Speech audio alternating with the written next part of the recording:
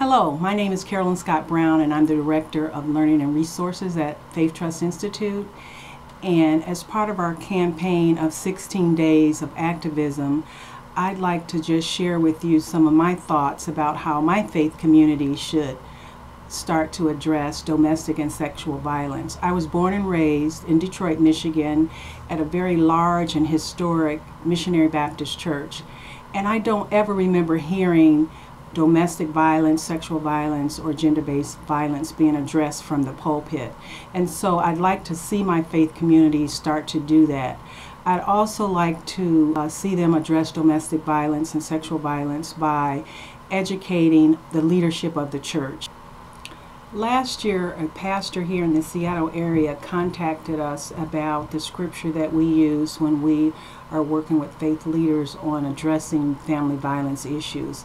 And so he decided to preach a sermon about domestic violence during October, which is Domestic Violence Awareness Month, which I believe that we should encourage our faith communities to address these issues year-round.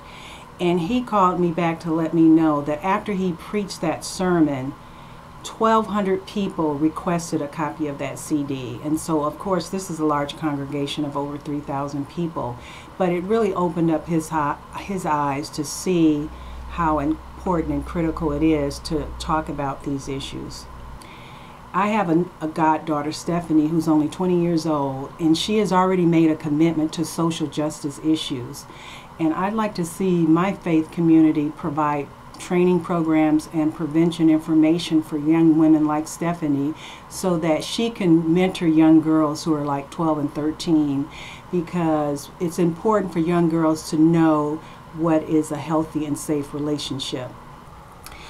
It is our responsibility to help women and children be safe, and that should be the #1 priority. So if we as a faith community will reach out and get training for our church leaders and our congregation and laity, it would be very valuable and often would save lives.